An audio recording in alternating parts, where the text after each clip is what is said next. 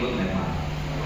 ఉదాహరణకి మా కొండకర్లు తీసుకుంటే 3,285 ఓట్లు మాది నిర్మాణంలో మనం పాల్గొంటాం. చాలా రాష్ట్రాల్లో ఈ ఎస్ఐఆర్ చేయడం వలన ఉదాహరణకి ఒక పోలింగ్ బూత్లో 600 నుంచి సీనియర్లకు నమస్మాంజలి, జూనియర్లకు ఆశీస్సులు. ముఖ్యంగా భారతీయ జనతా పార్టీ కేంద్రంలో 3వ అధికారంలోకి వచ్చిన తర్వాత ఈరోజు అచ్యుతాపురం మండలం బిఎల్ఏ టూల్ మీటింగ్ పెట్టుకోవడం జరిగింది, కోఆర్డినేషన్ మీటింగ్ పెట్టుకోవడం జరిగింది. ఈరోజు బీజేపీ కార్యకర్తలందరూ బిఎల్ఏ టూల్ అందరూ కూడా అటెండ్ అయ్యి ఎస్ఐఆర్ మీద ఒక కార్యశాలని నిర్వహించుకోవడం జరిగింది. ఈ కార్యక్రమంలో మెయిన్ ఎస్ఐఆర్ మీద ఎలా పనిచేయాలి, అలాగే బిఎల్ఓలతో ఎలా కోఆర్డినేషన్ చేసుకోవాలి, ఓటర్ల సవరణ ఏ రకంగా ఉంటుంది, మొత్తం కార్యకర్తలకి బిఎల్ఏ టూలకి అన్నిటికీ ఒక కార్యశాల చెప్పి వాళ్ళకి నిర్వహించడం జరిగింది.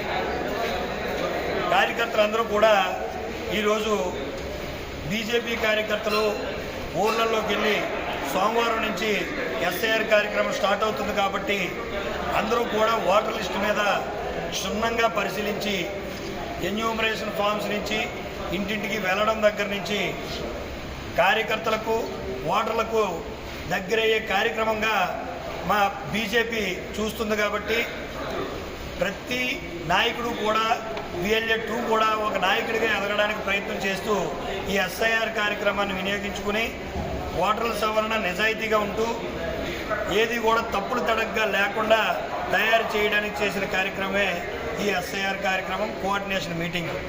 దానితో పాటుగా 12 సంవత్సరాలు పిఎం మోడీ గారు వచ్చి 12 సంవత్సరాలు అయింది కాబట్టి వాళ్ళు 12 సంవత్సరాల పరిపాలనలో ఏమేం చేశారో, అలాగే దేశాన్ని ఎంత దృఢంగా ఉంచారు, అలాగే పతాక స్థాయికి దేశాన్ని ఏ రకంగా తీసుకెళ్లారు, మన గౌరవాన్ని ఏ రకంగా పెంచుకెళ్లారు, మోడీ గారు వచ్చిన తర్వాత దేశ భద్రతకి ఎంత ఇంపార్టెన్స్ ఇచ్చారు,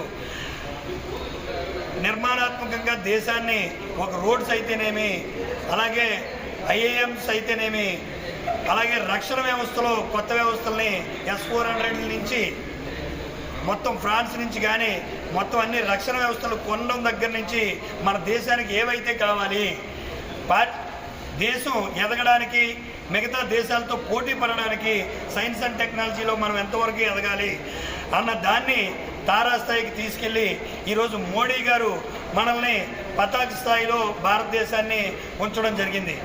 దాన్ని వాడవాడల పల్లె వరకు కింద స్థాయి వరకు తీసుకెళ్ళి మోడీ గారు గొప్పతనాన్ని 12 సంవత్సరాలు ప్రజాస్వామ్యబద్ధంగా ఏ రకంగా పరిపాలించారనేది మేము వివరించడం జరిగింది. ఎప్పుడో నెహ్రూ గారు ఆయన ఓటు ఆయనే వేసుకొని ప్రధానమంత్రి అయ్యారు. అది ప్రజాస్వామ్యబద్ధంగా ఉందని కాంగ్రెస్ వాళ్ళు చెప్పుకోవడం జరుగుతుంది. కానీ ఈరోజు 3 సార్లు ప్రజాస్వామ్యబద్ధంగా మోడీ ఎన్నికైనా సరే ఎంతో వినమ్రంగా అపోజిషన్ వాళ్ళు ఎంత తప్పుడు ప్రచారాలు చేసినా సరే ఆయన కామ్గా తన పంతం చేసుకుంటూ భారతదేశ ఔన్నత్యానికి ఏ రకంగా పాటుపడుతున్నారు, బీజేపీ ఎంత కష్టపడుతుంది ఈరోజు వివరించడం జరిగింది. ఈ కార్యకర్తలందరూ కూడా కింద స్థాయి వరకు బీజేపీని తీసుకెళ్ళి బీజేపీ ఏ రకమైన అభివృద్ధి కార్యక్రమాలు చేసింది, సంక్షేమ కార్యక్రమాలు చేసింది వివరించే కార్యక్రమం చేయాలని కోరుకుంటూ ఈరోజు మీ మీడియా ముఖంగా తెలియజేయడం జరుగుతుంది. మరి ఈరోజు ఎస్ఐఆర్ మీద మా నియోజకవర్గ స్థాయిలో సమావేశాలు జరుగుతున్నాయి. కార్యకర్తల బిఎల్ఏ 2 సమావేశాలు. దానిలో భాగంగా ఇవాళ అచ్యుతాపురాన్ని కూడా మరి మండల స్థాయి బిఎల్ఏ 2 సమావేశం జరపడం జరిగింది. మా కార్యకర్తలకు మేము చెప్పేది ఏంటంటే ఈవేళ నరేంద్ర మోడీ గారి పరిపాలన మరి ప్రపంచంలోనే పేరు పొందే విధంగా నిజాయితీగా నిక్కచ్చిగా దేశ పరిపాలన చేస్తుంది, దేశ అభివృద్ధి కోసం కష్టపడి పనిచేస్తుంది. నరేంద్ర మోడీ గారు ఏదైతే ఎన్నికల ముందు ఇచ్చిన హామీలను ఈ దేశంలో మరి ఈ రాష్ట్రానికి మాకు ఓటేయండి, ఈ రాష్ట్రాన్ని అభివృద్ధి పదంలో మేము తీసుకెళ్తామన్న మాట ప్రకారంగా ఈరోజు మరి అన్ని రకాలుగా కూడా ఈవేళ ఈ రాష్ట్రాన్ని ఆదుకోవడం జరుగుతుంది.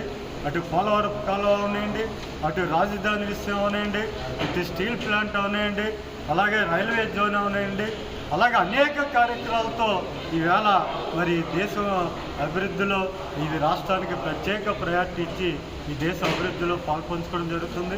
మేము మా కార్యకర్తలు చెప్పేది ఒకటే, BLA 2గా మీరు నిజాయితీగా గ్రామాల్లో మరి SIRలో పనిచేయండి. మీరు మరి ప్రతి ఇంటికి కూడా వెళ్ళి ప్రజలతో మమేకం అవ్వండి. మరి మమేకం అవుతూ రేపు రాబోయే స్థానిక ఎన్నికల్లో మరి నరేంద్ర మోడీ గారి ద్వారా ప్రతి ఇంట్లో కూడా ఈవేళ కేంద్ర ప్రభుత్వం యొక్క పథకాన్ని లబ్ధి పొందే మరి జనాలు ఉన్నారు కాబట్టి ప్రతి ఒక్కరిని మరి రాబోయే రోజుల్లో ఓటు అడగవలసిన పరిస్థితి ఉంది. కాబట్టి మీరు నిజాయితీగా పనిచేయండి, సిన్సియర్గా మరి ఏదైతే ఈ ఓటర్ లిస్టు ఏదైతే ఉందో కొత్త ఓటర్లు జాయిన్ చేయండి. మరి బినామీ ఓటర్ని తొలగించి పనిలో మీరు కష్టపడి పనిచేయండి.